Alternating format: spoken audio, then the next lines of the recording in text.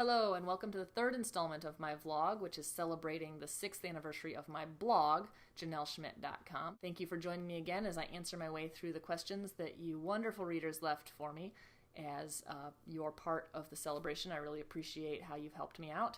I am filming all of this all at once, but splitting it up into slightly more bite-sized segments, and as any of you who have watched the first couple of segments have noticed, I have turned off the fireplace because I was getting really warm, and yeah. So, alright, I'm answering some more questions. Madeline wants to know, what is your MBTI type? And for those of you who don't know what MBTI means, I don't even know what it really stands for, but it's the Myers-Briggs personality test, and it's the one that has all the letters. So someone might be an ENFJ or an ISTJ or an INTP, those sorts of things. When people start talking about that, maybe you go to sleep.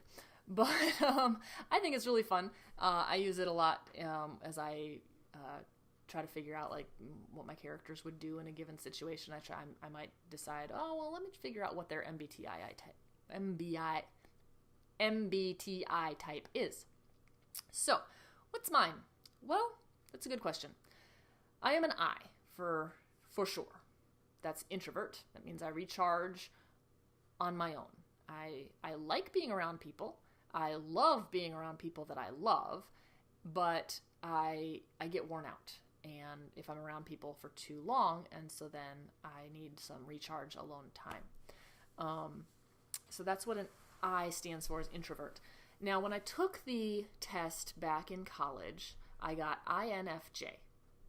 But the reason that I don't always believe that is because on the test, I scored either 49 or 51% on N, F, and J. Because I'll look at stuff that says, for N, which is intuition, right? Or S, which is, I call it observant, but I know that the actual word is something else. And I can look at both of those and be like, oh yeah, that. And then I look at the other one and, oh yeah, that as well. And so it's a little hard for me to pick. I think INFJ is probably the closest to, yeah, a lot of that describes me, but yeah, I don't know exactly. I'll take what I got in college, and that on the actual test they said INFJ, but every time I take it online I get a different answer, except for I is always the same. So a lot of it depends on my mood. For example, J is a lot of times people will say, well, if you don't like to be late, then you're a J. Well, I don't like to be late. I very much don't like to be late. Doesn't bother me if other people are late, though. Which is very not a J sort of thing. So, who knows? Yeah. So, long, involved answer is I don't know. INFJ, sure. Liv wants to know, favorite Rooglewood press book besides 5 Enchanted Roses? But I want to say 5 Enchanted Roses. Favorite Rooglewood press book besides 5 Enchanted Roses?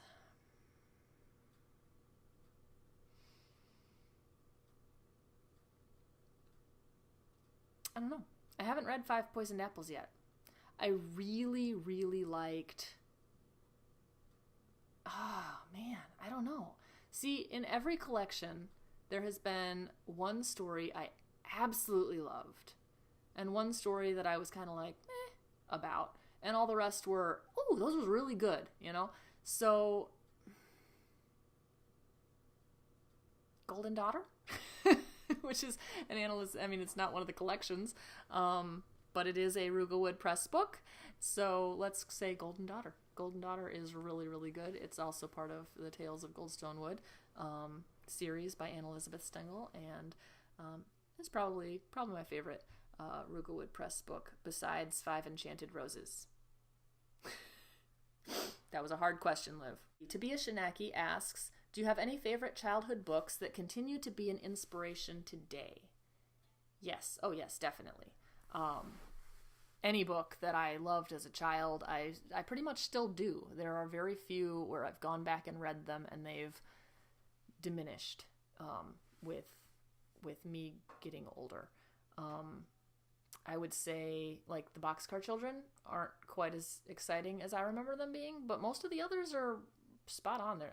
I've gone back and I like to reread books, So I have gone back and reread a lot of my childhood favorites. I reread the Enchanted Forest Chronicles every now and then. I reread Chronicles of Prydain, which is a favorite. I just finished rereading He Whistles for the Cricket by Gwen Walker to my kids, and just, oh man, that one, you want a book that inspires me. He Whistles for the Cricket just constantly inspires me. As an author, as a person, in my faith, there's not much that, oh man, I love that book, and I get something new out of it every time. It's beautiful, and I can't recommend it highly enough. I know that it is a newer book to the whole rest of the world, but I grew up reading it because it was my grandma's book, and my dad read that book to us at least once every couple of years, and it's just beautiful. And so when I was able to get it published for my family, that was one of the best moments ever. In my life, like just being able to hand that to them as and they were surprised. They didn't know it was coming, so that was even better. And to be able to say, yeah, this is now available for other people to read too, was really neat. So that one inspires me still, but a lot of them do. I love Chronicles of Narnia, The Hobbit and the Lord of the Rings, A Wrinkle in Time, Hind's Feet on High Places, The Polar Express, The Christmas Miracle of Jonathan Toomey. I got a lot of Christmas books on the mind right now because that's what we're reading through a lot. But Bridge to Terabithia, Where the Red Fern Grows. I read so many good books as a kid, and they were, just such a part of who I am. You carry with you the books that you've read, and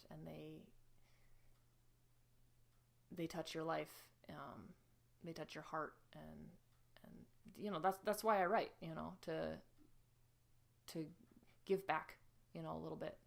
Liv wants to know what my favorite type of weather is.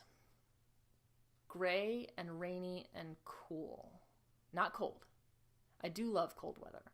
But my favorite type of weather is when it is super cloudy and rainy. If it's thundering, it's even better. Thunder and lightning. I love thunderstorms. I just feel like, man, that's really cool when it's thunderstorming out. But I love snow. I kind of come alive in the fall when it gets cooler out. Now that we live in the north, I don't go into hibernation quite as much in the summer because when we lived in the south, I did. I pretty much went into hibernation and was kind of grumpy all summer long, which, when summer lasts from March till October is kind of a problem. I joke, but kind of not joking, that I have reverse seasonal affective disorder because if the sun is out for too many days in a row and it's stinking hot, I get really moody and irritable, and it's not cool. Thunderstorms, gray rainy days, snow, I love all of those. But, I also really like a nice, warm, not hot, and by warm, I mean it's got to be less than 92 degrees, okay? So somewhere between 75 and 92. If I can be out on a lake or out at the pool or out on a boat, those are great days too. So, I like all kinds of weather. I like getting 4 seasons, really. So that's kind of a thing. DJ wants to know, what has been your proudest moment as an author so far? Proudest moment.